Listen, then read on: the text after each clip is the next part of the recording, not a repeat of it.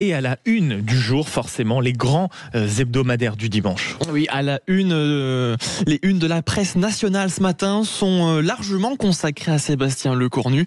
Le journal du dimanche titre Sébastien Lecornu, son plan d'action. Du côté de la tribune du dimanche, on est sur le dernier soldat de Macron.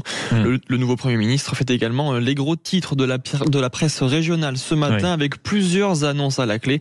On en parlera tout à l'heure dans la revue de presse de 9h. C'est en effet à la presse régionale qu'il a décidé d'accorder sa première prise de parole. On en parlera donc à 9h05 tout à l'heure. Mais il y a également cette une qui vous a marqué ce matin, Théo, c'est celle d'aujourd'hui en France, avec ce titre « Hausse d'impôts, le patron des patrons ».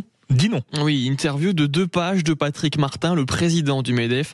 Le projet proposé par François Bayrou, on s'en accommodait, mais il est hors de question d'aller plus loin. Les entreprises ne peuvent pas supporter de nouveaux impôts ou de hausse d'impôts supplémentaires.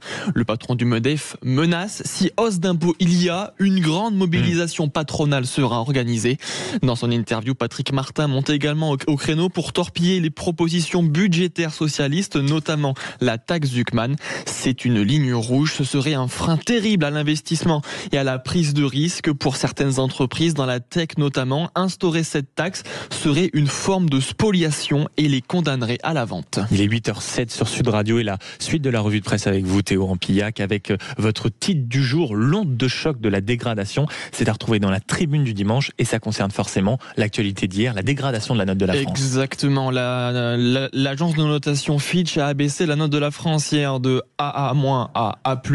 Les chefs d'entreprise, eux, oscillent entre colère et frustration. Denis Ferrand, directeur général de l'Institut Rexcode, nous dit ce matin dans le journal, le nœud coulant se referme progressivement. C'est une image vraiment très parlante, très forte. Alexandre Soubeau, lui, PDG d'Olot Group et président de France Industrie, est plus fataliste que Denis Ferrand. Il nous dit aucune solution n'émerge à l'exception de hausse d'impôts dans un pays d'Europe où les entreprises sont déjà les plus taxés.